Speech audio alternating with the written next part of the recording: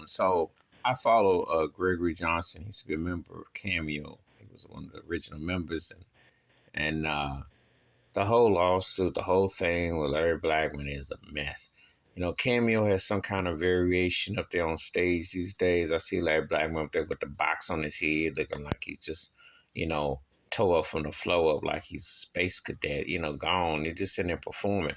And I say that because, I'm like, I hate it when, especially R&B acts and bands, groups, the control and the ego.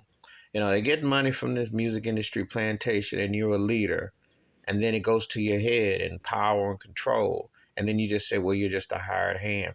And when I thought about reading the whole context, because I've known this for years about Cameo, and I had a buddy of mine a long time ago who did a gig in Atlanta, back an Atlanta artist, when he had his label there, and said that Larry always had this employer to employee kind of situation. Not let the music videos fool you, because sometimes you think that people are cool like that, but them dollars, the cents, and attitude kicking away. And I thought, same story about Larry Blackmon's, the same story I heard about Prince, and the same story I heard about Rick James and Maurice White over Earth, Wind & Fire. Rick James with the Stone City Band, and Prince with the Time and Morris Day, because cats be cool and grow together, etc., this and that. When it comes to that money and that the white master give them the money, all of a sudden, they friendship and the politics kicks in, and then it becomes business. And I'll give you this, but I'm going to get that, And it's a shame, because Cameo is one of the baddest bands to ever perform funk, R&B, and popular music, and impact on hip-hop. It's a shame that when I see, just like with George Clinton in Parliament, it's still touring. George Clinton should be enjoying his older, advanced age, along with being straight with the bag, that the sampling and everything, but he can't, because you don't do folks right, there's bad karma. And that's how I look at it with Cameo. The cats should be able to have the original cats together.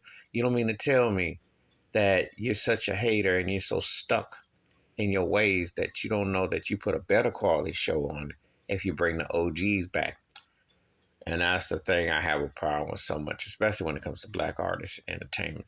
Bad enough you get hustled and pimped on that plantation, but it's another when you become like you're becoming the Junior Whopper version of the massa, and you're doing it too. It's just not good, because Cameo deserves to be heard fully, uncut with the originals, and not where he just caught up in the word of candy era and watered down. It's just embarrassing, and it's pathetic how this has come to. He owns the rights and name and all that.